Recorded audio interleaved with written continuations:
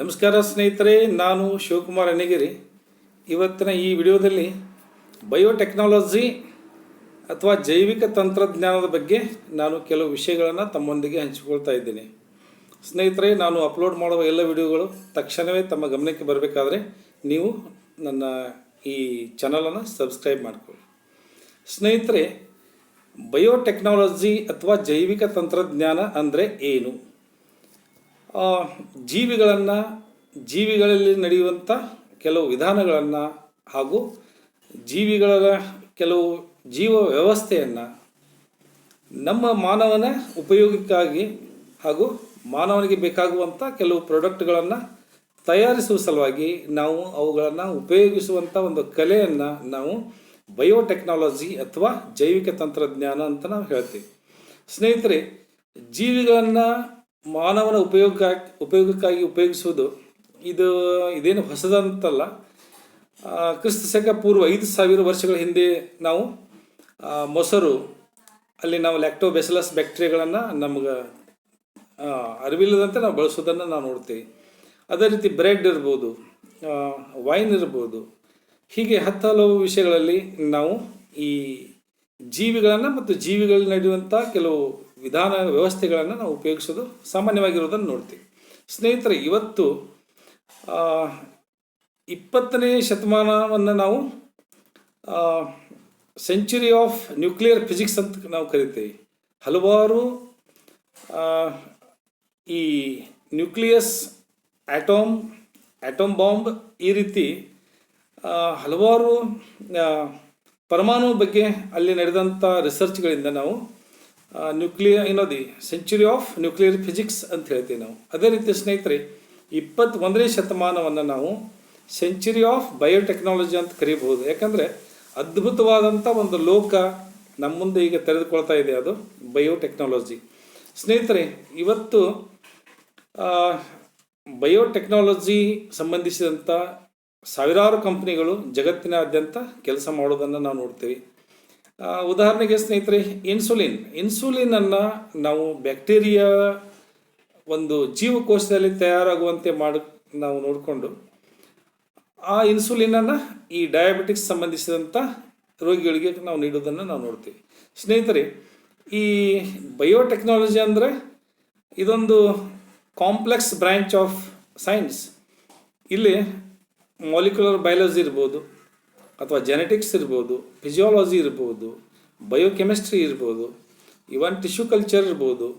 ಹೀಗೆ genetic engineering ಇನ್ನೊಂದು ಅತ್ಯಂತ ಒಂದು ಫ್ಯಾಸಿನೇಟಿಂಗ್ ಬ್ರ್ಯಾಂಚ್ ಅಂದರೆ ಜೆನೆಟಿಕ್ ಎಂಜಿನಿಯರಿಂಗ್. ಸ್ನೇಹಿತರೆ, ಅದರ ಬಗ್ಗೆ ನಾನು ನೆಕ್ಸ್ಟ್ ನನ್ನ ವಿಡಿಯೋದಲ್ಲಿ ಇನ್ನೂ ನಾನು ಡೀಟೇಲ್ ಆಗಿ ಹೇಳ್ತೀನಿ. ಆದರೆ ಜೆನೆಟಿಕ್ ಎಂಜಿನಿಯರಿಂಗ್ ಮತ್ತು ರೀಕಾಂಬಿನೆಂಟ್ DNA ಟೆಕ್ನಾಲಜಿ ಎರಡೂ ಸಮಾನವಂತ ಕೆಲವು ಪದಗಳಿವು. ಈ ಜೆನೆಟಿಕ್ ಎಂಜಿನಿಯರಿಂಗ್ ಇಲ್ಲಿ ನಾವೇನು ನೋಡ್ತೀವಿ ಅಂದರೆ ಸ್ನೇಹಿತರೆ, ಕೆಲವು ನಮಗೆ ಬೇಕಾದ ಜೀವಿಯ ವಂಶವಾಹಿನಿಯನ್ನು, ನಮಗೆ ಆಸಕ್ತಿ ಇದ್ದಂಥ ವಂಶವಾಹಿನಿಯನ್ನು ಇನ್ನೊಂದು ಜೀವಿಯಲ್ಲಿ ಸೇರಿಸಿ ಆ ಜೀವಿಯಲ್ಲಿ ನಮಗೆ ಬೇಕಾದಂಥ ಆ ಜೀನ್ ಪ್ರಾಡಕ್ಟ್, ಆ ಲಕ್ಷಣವನ್ನು ಆ ಜೀವಿಯಲ್ಲಿ ಪಡೆದುಕೊಳ್ಳೋದನ್ನು ನಾವು ಹೇಳ್ತೀವಿ ಜೆನೆಟಿಕ್ ಎಂಜಿನಿಯರಿಂಗ್ ಅಂತ ಹೇಳ್ತೀವಿ. ಸ್ನೇಹಿತರೆ, ಈ ಬಯೋಟೆಕ್ನಾಲಜಿ ಈ ಒಂದು ಸ್ಕೋಪ್, ಇದಕ್ಕೆ ಸಂಬಂಧಿಸಿದಂಥ ನಾವು ಯಾವ ರಂಗದಲ್ಲಿ ಈ ಬಯೋಟೆಕ್ನಾಲಜಿಯನ್ನು ಇವತ್ತು ಉಪಯೋಗಿಸ್ತಾ ಇದ್ದೀವಿ ಅಂದರೆ, ಆ್ಯಂಟಿಬಯೋಟಿಕ್ಸ್ ಇರ್ಬೋದು, ಅಥವಾ ಆ್ಯಂಟಿಬಾಡೀಸ್ ಇರ್ಬೋದು, ಅಥವಾ ಕ್ರಾಪ್ ಇಂಪ್ರೂವ್ಮೆಂಟ್, ನಮ್ಮ ತಳಿಗಳನ್ನು ಈಗ ಫಾರ್ ಎಕ್ಸಾಂಪಲ್ ನಾವು ಈ ಕ್ರಾಪ್ ಫೀಲ್ಡ್ಸ್, ಈ ನಮ್ಮ ಬೇಕಾಗುವಂಥ ಬೆಳೆಗಳನ್ನು ನಾವು ಹೈಬ್ರಿಡೈಸೇಷನ್ ಮೂಲಕ ನಮ್ಮ ಸಾಂಪ್ರದಾಯಿಕವಾಗಿ ನಾವು ಇಂಪ್ರೂವ್ಮೆಂಟ್ ಮಾಡ್ಕೊಳ್ಳೋದು ನಮಗೆ ಸಾಮಾನ್ಯ ಆಗಿತ್ತು. ಆದರೆ ಈ ಹೈಬ್ರಿಡೈಸೇಷನ್ ಪ್ರೋಗ್ರಾಮ್ದಲ್ಲಿ ಕೆಲವು ನಮಗೆ ಬೇಡಾದ ಕೆಲವೊಂದು ಕ್ಯಾರೆಕ್ಟರ್ಗಳು ಸಹಿತ ನಮ್ಮ ಈ ಒಂದು ಹೈಬ್ರಿಡ್ನಲ್ಲಿ ಬರುವಂಥ ಸಾಧ್ಯತೆ ಇರೋದರಿಂದ ಅಷ್ಟೊಂದು ನಿಖರವಾದಂಥ ಒಂದು ಪರಿಣಾಮವನ್ನು, ರಿಸಲ್ಟನ್ನು ನಾವು ಹೈಬ್ರಿಡೈಸೇಷನ್ ಪ್ರೋಗ್ರಾಮ್ದಲ್ಲಿ ಕಾಣ್ತಿರಲಿಲ್ಲ. ಈಗ ಈ ಬಯೋಟೆಕ್ನಾಲಜಿ ಅಥವಾ ಜೆನೆಟಿಕ್ ಎಂಜಿನಿಯರಿಂಗ್ ಟೆಕ್ನಾಲಜಿಯಿಂದ ನಮಗೆ ಬೇಕಾದಂಥ ನಿಖರವಾದ ಕ್ಯಾರೆಕ್ಟರನ್ನು ಆ ಜೀವಿಯಲ್ಲಿ ಬರುವಂತೆ ನಾವು ಮಾಡಬಹುದು.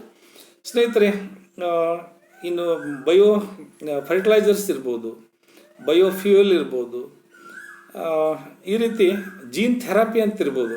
ಯಾವುದೋ ಒಂದು ಡಿಫೆಕ್ಟಿವ್ ಜೀನ್, ಆ ಜೀನ್ದಿಂದ ಆಗುವಂಥ ದುಷ್ಪರಿಣಾಮವನ್ನು ನಾವು ನಾರ್ಮಲ್ ಜೀನನ್ನು ಅಲ್ಲಿ ಸೇರಿಸಿ ಒಂದು ಸಂಬಂಧಿಸಿದಂಥ ರೋಗವನ್ನು ಒಂದು ನಾವು ಜೀನ್ ಥೆರಪಿ ಅಂದರೆ ಜೀನನ್ನು ಅಥವಾ DNA ತುಂಡನ್ನು ನಾವು ಔಷಧ ಥರ ಉಪಯೋಗ ಮಾಡೋದನ್ನು ಸಹಿತ ನಾವು ನೋಡ್ತೀವಿ. ಸ್ನೇಹಿತರೆ, ಈ ಬಯೋಟೆಕ್ನಾಲಜಿ ಹಲವಾರು ಇದರದ ಸ್ಕೋಪ್ಗಳು, ಇವನ್ ಗ್ರೋತ್ ಹಾರ್ಮೋನ್ಸ್ ಇರ್ಬೋದು, ನಾವು ಹಲವಾರು ಉತ್ಪನ್ನಗಳನ್ನ ಇವತ್ತು ನಾವು ಪಡೆದುಕೊಳ್ಳೋದನ್ನು ನಾವು ನೋಡ್ತೇವೆ.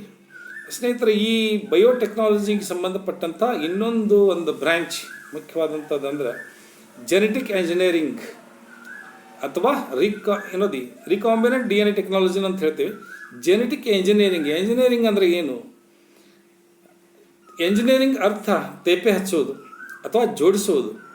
ಜೆನೆಟಿಕ್ ಎಂಜಿನಿಯರಿಂಗ್ ಅಂದ್ರೆ ವಂಶವಾಹಿನಿಗಳನ್ನು ನಾವು ಬೇಕಾದ ಜೀವಿಯ ನಮ್ಮ ಆಸಕ್ತಿ ಇದ್ದಂಥ ನಮ್ಮ ಜೀನನ್ನು ತೆಗೆದುಕೊಂಡು ಒಂದು ಜೀವಿಯ ಅದರ DNA ಸೇರಿಸಿ ಆ ಜೀವಿಯಲ್ಲಿ ನಾವು ಬೇಕಾದ ಪ್ರಾಡಕ್ಟನ್ನು ಪಡ್ಕೊಳ್ಳೋದು. ಉದಾಹರಣೆಗೆ ನಾನು ಹೇಳಿದರೆ ಬ್ಯಾಕ್ಟೀರಿಯಾದಲ್ಲಿ ನಾವು ಸಾಮಾನ್ಯವಾಗಿ ಜೆನೆಟಿಕ್ ಎಂಜಿನಿಯರಿಂಗ್ ಎಕ್ಸ್ಪೆರಿಮೆಂಟ್ಗಳಲ್ಲಿ ನಾವು ಬ್ಯಾಕ್ಟೀರಿಯಾನ ಬಳಸೋದನ್ನು ನಾವು ನೋಡ್ತೇವೆ. ಸ್ನೇಹಿತರೆ, ಬ್ಯಾಕ್ಟೀರಿಯಾ DNA, ಆ ಬ್ಯಾಕ್ಟೀರಿಯಾ DNAದಲ್ಲಿ ನಮಗೆ ಬೇಕಾದಂಥ ಈ ಉದಾಹರಣೆಗೆ ನಾನು ಇನ್ಸುಲಿನ್ ನಮ್ಮ ಪ್ಯಾನ್ಕ್ರಿಯಾ ಗ್ರಂಥಿಯಿಂದ ಬಿಡುಗಡೆ ಆಗುವಂಥ ಒಂದು ಹಾರ್ಮೋನ್. ಈ ಇನ್ಸುಲಿನ್ ತಯಾರಿಕೆಗೆ ಕಾರಣ ಆಗುವಂಥ ವಂಶವಾಹಿನಿಯನ್ನು ನಾವು ತೆಗೆದುಕೊಂಡು ಬ್ಯಾಕ್ಟೀರಿಯಾದ DNAಯಲ್ಲಿ ಸೇರಿಸಿ ಆ ಬ್ಯಾಕ್ಟೀರಿಯಾದ ಒಂದು ಜೀವಕೋಶ ಅಥವಾ ಆ ಸೆಲ್ ಅಥವಾ ಅದರ ಬಾಡಿಯಲ್ಲಿ ಆ ಇನ್ಸುಲಿನ್ ತಯಾರಾಗುವಂಗೆ ನಾವು ನೋಡ್ಕೊಳ್ತೇವೆ. ಬೇಸಿಕಲಿ ಇನ್ಸುಲಿನ್ ಯಾವುದೇ ರೀತಿ ಆ ಬ್ಯಾಕ್ಟೀರಿಯಾ ಉಪಯೋಗ ಇಲ್ಲದೆ ಇರುವಂಥ ಒಂದು ವಸ್ತು. ಆದರೆ ನಮಗೆ ಬೇಕಾದಂಥ ವಸ್ತು ಇರೋದರಿಂದ ಅದನ್ನು ನಾವು ಬ್ಯಾಕ್ಟೀರಿಯಾದ ದೇಹದಲ್ಲಿ ತಯಾರಿಸಿ ತದನಂತರ ನಾವು ಅದನ್ನು ಎಕ್ಸ್ಟ್ರಾಕ್ಷನ್ ಮಾಡಿಕೊಂಡು ನಾವು ಡಯಾಬಿಟಿಸ್ ಅಥವಾ ಈ ಮಧುಮೇಹ ರೋಗಕ್ಕೆ ಟ್ರೀಟ್ಮೆಂಟ್ ಆಗಿ ನಾವು ಕೊಡೋದನ್ನು ನೋಡ್ತೀವಿ.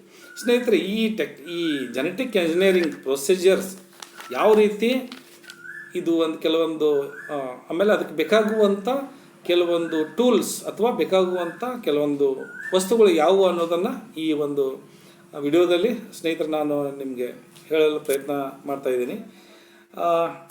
ಸ್ನೇಹಿತರೆ, ಉದಾಹರಣೆಗೆ ಮೇಲೆ ನಾವು ನೋಡ್ತೀವಿ ನಮಗೆ ಬೇಕಾದಂಥ DNA, ಅದು ಮಾನವನ DNA ಯಾವುದೋ ಇನ್ಸುಲಿನ್ ಇರ್ಬೋದು, ಇನ್ಯಾವುದೇ ಇರ್ಬೋದು, ಅಥವಾ ಕೆಲವೊಂದು ರೋಗ ನಿರೋಧಕ ಶಕ್ತಿ ಇರುವಂಥ ಕೆಲವೊಂದು ವಂಶವಾಹಿನಿಗಳನ್ನ ಇನ್ಯಾವುದೋ ಸಸ್ಯದಲ್ಲಿ ಸೇರಿಸಬೇಕಾದ್ರೂ ಸಹಿತ ನಾವು ಆ DNA ಎಕ್ಸ್ಟ್ರಾಕ್ಟ್ ಮಾಡ್ಕೊಳ್ತೇವೆ. ನಾವು ಮೊದಲು ನಮಗೆ ಬೇಕಾದಂಥ ಜೀನ್ ಹೊಂದಿದಂಥ DNA, ಆ DNA ಮೇಲಿರುವಂಥ ವಂಶವಾಹಿನಿ ಎಲ್ಲಿದೆ ಅನ್ನೋ ಅದ್ರ ಬಗ್ಗೆ ಸರಿಯಾದ ಒಂದು ಮಾಹಿತಿಯೊಂದಿಗೆ ಆ DNA ನಾವು ರಿಸ್ಟ್ರಿಕ್ಷನ್ ಎಂಡೋನ್ಯೂಕ್ಲಿಯೇಸಸ್. ಈ ರಿಸ್ಟ್ರಿಕ್ಷನ್ ಸ್ನೇಹಿತರೆ, ಈ ಬಯೋಟೆಕ್ನಾಲಜಿ ನಮಗೆ ಹೊಸದೇನೋ ಅಲ್ಲ, ಆದರೂ ಸಹಿತ ಬಯೋಟೆಕ್ನಾಲಜಿಗೆ ಹೊಸ ಒಂದು ಬೂಸ್ಟ್ ಅಥವಾ ಒಂದು ಆಯಾಮ ಸಿಕ್ಕಿದ್ದು ಯಾವಾಗಂತಂದ್ರೆ 1970ರ ದಶಕದಲ್ಲಿ ನಮಗೆ ರಿಸ್ಟ್ರಿಕ್ಷನ್ ಎಂಡೋನ್ಯೂಕ್ಲಿಯಸ್ಗಳು ಯಾವಾಗ ದೊರಕಿದ್ವಲ್ಲ, ಆ ದೊರಕಿದ ನಂತರ ರಿಸ್ಟ್ರಿಕ್ಷನ್ ಎಂಡೋನ್ಯೂಕ್ಲಿಯಸ್ ಅಂದರೆ ಏನು? ಮಾಲಿಕ್ಯುಲರ್ ಸೀಸರ್ಸ್ ಅಂತ ಹೇಳ್ತೀವಿ ನಾವು. ಅದನ್ನು DNA ಮೊದಲೇ ನ್ಯಾನೋಮೀಟರ್ದಲ್ಲಿ ಅಥವಾ ಅತ್ಯಂತ ಚಿಕ್ಕದಾದ ಒಂದು ಮಾಲಿಕ್ಯೂಲ್, ಇದನ್ನು ಕಟ್ ಮಾಡಬೇಕಾದ್ರೆ ಅಷ್ಟೇ ಸೂಕ್ಷ್ಮವಾದ ನಮ್ಗೆ ಏನು ಬೇಕು, ನಾವು ಸೀಸರ್ಸ್ ಅಥವಾ ಕತ್ತರಿ ಬೇಕು ನಮಗೆ. ಆ ಮಾಲಿಕ್ಯುಲರ್ ಸೀಸರ್ಸ್ ಸಲುವಾಗಿ ನಮ್ಗೆ ಒಂದು ವರದಾನ ಆಗಿದ್ದು ಯಾವುದಂದ್ರೆ ರಿಸ್ಟ್ರಿಕ್ಷನ್ ಎಂಡೋನ್ಯೂಕ್ಲಿಯಸ್. ಕೆಲವೊಂದು ಬ್ಯಾಕ್ಟೀರಿಯಾಗಳು ವೈರಸ್ DNA ಅಟ್ಯಾಕ್ ಮಾಡುವಂಥ ವೈರಸ್ DNA ಕಟ್ ಮಾಡುವ ಸಲುವಾಗಿ ಅವುಗಳಿಗೆ ಇದ್ದಂಥ ಒಂದು ಎಂಜೈಮ್ಸ್ ಅಂದರೆ ರಿಸ್ಟ್ರಿಕ್ಷನ್ ಎಂಡೋನ್ಯೂಕ್ಲಿಯಸ್, ಇವುಗಳ DNA ಕಟ್ ಮಾಡುವ ಸಲುವಾಗಿ ನಮಗೆ ಬೇಕಾದ DNA ಕಟ್ ಮಾಡಬೇಕಾದ್ರೆ ಮಾಲಿಕ್ಯುಲರ್ ಸೀಸರ್ ಆಗಿ ರಿಸ್ಟ್ರಿಕ್ಷನ್ ಎಂಡೋನ್ಯೂಕ್ಲಿಯಸ್ಗಳನ್ನು ನಾವು ಬಳಸ್ತೀವಿ. ಸ್ನೇಹಿತರೆ, ನಮಗೆ ಬೇಕಾದಂಥ ಜೀನನ್ನು ನಾವು ಕಟ್ ಮಾಡಿ ಆ ರಿಸ್ಟ್ರಿಕ್ಷನ್ ಎಂಡೋನ್ಯೂಕ್ಲಿಯಸ್ಗಳು ಕೆಲವೊಂದು ಸ್ಟಿಕ್ಕಿ ಎಂಡ್ ಬರುವ ರೀತಿಯಲ್ಲಿ ಕೆಲವೊಂದು ಪ್ಯಾಲಿಂಡ್ರೋಮಿಕ್ ಸೀಕ್ವೆನ್ಸ್ಗಳನ್ನು ಹುಡುಕಾಡಿ ಕಟ್ ಮಾಡೋದನ್ನು ನಾವು ನೋಡ್ತೀವಿ. ಈ ಪ್ಯಾಲಿಂಡ್ರೋಮಿಕ್ ಸೀಕ್ವೆನ್ಸ್ ಅಂದರೆ ಏನು? Sequence can be read both same both forward and backward. For example, ಈಗ ನಾವು ಮೇಡಮ್ MADAM ಯಾವ ರೀತಿ ಓದಿದ್ರು ಮೇಡಮ್ ಅನ್ನೋಂಥ ಸೇಮ್ ಸ್ಪೆಲ್ಲಿಂಗ್ಸ್ ಅರೇಂಜ್ಮೆಂಟ್ ಇರೋದನ್ನು ನೋಡ್ತೀವಿ. ರಾಡಾರ್ ಅಂತ ನೋಡ್ತೀವಿ, ಮಲಯಾಳಂ ಅಂತ ನೋಡ್ತೀವಿ. ಇವುಗಳಿಗೆ ನಾವು ಪ್ಯಾಲಿಂಡ್ರೋಮಿಕ್ ಒಂದು ಸೀಕ್ವೆನ್ಸ್ ಅಥವಾ ಒಂದು ಶಬ್ದ ಅಂತ ಹೇಳ್ತೀವಿ ನಾವು. ಇದೇ ರೀತಿ ಸ್ನೇಹಿತರೆ, ಇಲ್ಲಿ ನಾವು ಗ್ರೀನ್ ಏನದಿ ಬ್ಲೂ ಇರುವಂಥ ಕೆಲವೊಂದು ರೌಂಡ್ ಸ್ಟ್ರಕ್ಚರ್ಸ್ಗಳು ನೋಡ್ತೀವಿ. ಇವು ಬ್ಯಾಕ್ಟೀರಿಯಾದ ದೇಹದಲ್ಲಿ ಸಿಗುವಂಥ ಎಕ್ಸ್ಟ್ರಾ ಚಿಕ್ಕದಾಗಿರುವಂಥ ಡಿ ಎನ್ ಎಗಳು. ಬ್ಯಾಕ್ಟೀರಿಯಾ ಬಾಡಿ ಅಂತಂದರೆ ಒಂದು ಸರ್ಕ್ಯುಲರ್ ಡಿ ಎನ್ ಎ, ಅದರ ಜೊತೆಗೆ ಸಣ್ಣ ಸಣ್ಣ ಚಿಕ್ಕ ಚಿಕ್ಕ ಇನ್ನೂ ಕೆಲವೊಂದು ಸರ್ಕ್ಯುಲರ್ ಡಿ ಎನ್ ಎಗಳನ್ನ ನೋಡ್ತೇವೆ. ಇವುಗಳಿಗೆ ನಾವು ಪ್ಲಾಸ್ಮಿಡ್ ಅಂತೀವಿ. ಪ್ಲಾಸ್ಮಿಡ್ಗಳು ಬೇಸಿಕಲಿ ಆ ಬ್ಯಾಕ್ಟೀರಿಯಾದ ಯಾವುದೋ ಒಂದು ಜೀವಿಯ ದೇಹದಲ್ಲಿ ಹೋದ್ಮೇಲೆ ಪ್ರೊಡ್ಯೂಸ್ ಮಾಡುವಂಥ ಟಾಕ್ಸಿನ್ ಇರ್ಬೋದು, ಇನ್ನು ಹಲವಾರು ಕೆಲವೊಂದು ಆ್ಯಂಟಿಬಯೋಟಿಕ್ಸ್ ಎದುರಿಸುವಂಥ ಕೆಲವೊಂದು ಕೆಪಾಸಿಟಿ ಸಂಬಂಧಿಸಿದಂಥ ಕೆಲವೊಂದು ರಾಸಾಯನಿಕ ಬಿಡುಗಡೆ ಮಾಡುವಂಥ ಕೆಲವೊಂದು ಜೀನ್ಸ್ಗಳನ್ನ ಹೊಂದಿರ್ಬೋದು. ಸ್ನೇಹಿತರೆ, ನಾವೇನು ಮಾಡ್ತೀವಿ ಅಂದರೆ ಈ ಚಿಕ್ಕದಾದ ಪ್ಲಾಸ್ಮಿಡನ್ನು ಏನದು ಬ್ಯಾಕ್ಟೀರಿಯಾದ ಜೀವಕೋಶದಿಂದ ಹೊರತೆಗೆದು ಅಲ್ಲಿ ನಮಗೆ ಬೇಕಾದಂಥ ವಂಶವಾಹಿನಿಯನ್ನು ಅಲ್ಲಿ ಅದರಲ್ಲಿ ಜೋಡಣೆ ಮಾಡಿ, ಆಮೇಲೆ ಈಗ ಜೋಡಣೆ ಆದಮೇಲೆ ಪರಕೀಯ ಡಿ ಎನ್ ಎ ಜೋಡಣೆ ಆದ ನಂತರ ಆ ಬ್ಯಾಕ್ಟೀರಿಯಾ ಪ್ಲಾಸ್ಮಿಡ್ ಏನಾಗ್ತಿತ್ತಂದ್ರೆ ಮರು ಜೋಡಣೆಯಾದ ಡಿ ಎನ್ ಎ ಅಥವಾ ರೀಕಾಂಬಿನೆಂಟ್ ಡಿ ಎನ್ ಎ ಅಂತ ಹೇಳ್ತೀವಿ.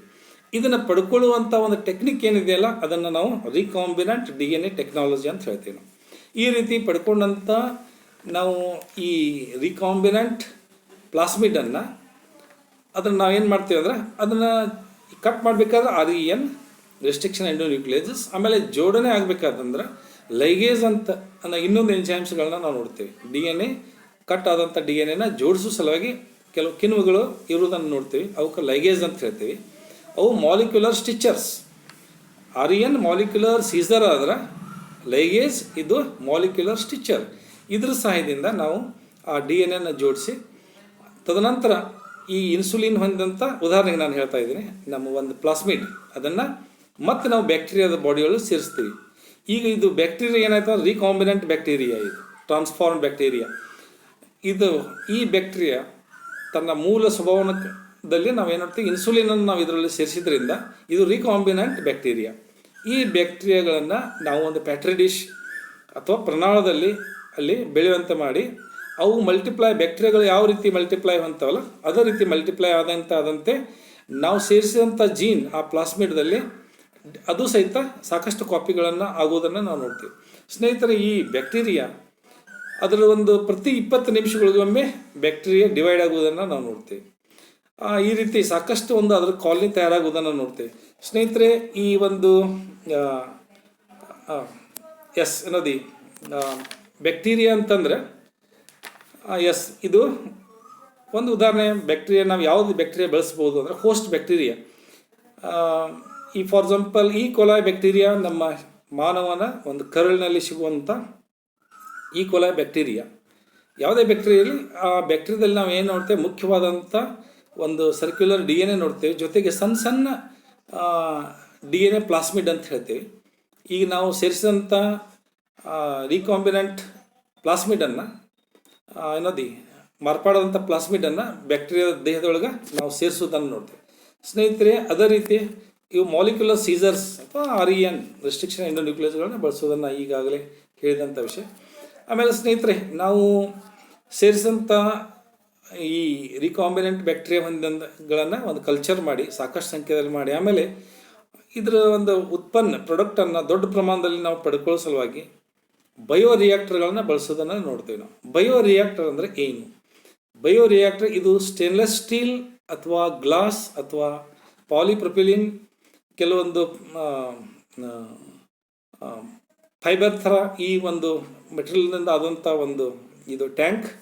ಈ ಬಯೋರಿಯಾಕ್ಟರ್ದಲ್ಲಿ ನಾವೇನು ನೋಡ್ತೀವಿ, ಒಂದು ಮೋಟಾರ್ ಕೆಳಗೆ ಫ್ಯಾನ್ಗಳು ಇದ್ದಂಥ ಒಂದು ಮೋಟಾರ್ ಕನೆಕ್ಷನ್ ಉಳಿದಂಥ ಫ್ಯಾನ್ಸು, ಅದು ಅಲ್ಲಿ ಹಾಕಿದಂಥ ನಾವು ಮಟೀರಿಯಲ್ ಈ ಬ್ಯಾಕ್ಟೀರಿಯಾ ಪ್ಲಸ್ ಅದಕ್ಕೆ ಬೇಕಾಗುವಂಥ ನ್ಯೂಟ್ರಿಯೆಂಟ್ಸ್ ಅದು ಬೆಳೆಯುವ ಸಲುವಾಗಿ ಸಾಕಷ್ಟು ದೊಡ್ಡ ಪ್ರಮಾಣದಲ್ಲಿ ಅದು ಬ್ಯಾಕ್ಟೀರಿಯಾಗಳೆಲ್ಲ ನಾವು ರೀಕಾಂಬಿನೆಂಟ್ ಬ್ಯಾಕ್ಟೀರಿಯಾಗಳು ಬೆಳೆಯುವಂಥ ಒಂದು ಕಂಡೀಷನ್ಸ್, ಅದು ಬೇಕಾಗುವಂಥ ಟೆಂಪ್ರೇಚರ್, ಬೇಕಾಗುವಂಥ ಪ್ರೆಷರ್, ಆಮೇಲೆ ಇನ್ನೂ ಸ್ಟೆರೈಲ್ ಕೆಲವೊಂದು ಏರ್ ಪಾಸ್ ಆಗೋದು ಅಥವಾ ಇನ್ಲೆಟ್ ಔಟ್ಲೆಟ್ ಈ ಕೆಲವೊಂದು ಬಯೋರಿಯಾಕ್ಟರ್ ಟೆಂಪ್ರೇಚರ್ನ ಮೇಂಟೈನ್ ಮಾಡೋ ಸಲುವಾಗಿ ನಾವು ಕೆಲವೊಂದು ಹಲವಾರು ವ್ಯವಸ್ಥೆಗಳನ್ನ, ಆಮೇಲೆ ಅಲ್ಲಿ ಬಯೋರಿಯಾಕ್ಟರ್ದಲ್ಲಿ ಒಳಗಡೆ ಏನು ನಡೆದಿದೆ ಅಥವಾ ಅಲ್ಲಿ ಇರುವಂಥ ಪ್ರಾಡಕ್ಟ್ ಬಗ್ಗೆ ನಾವು ಅಬ್ಸರ್ವೇಷನ್ ಮಾಡಬೇಕಾದ್ರೆ ಕೆಲವೊಂದು ಗ್ಲಾಸ್ ವಿಂಡೋ ಥರ, ಆಮೇಲೆ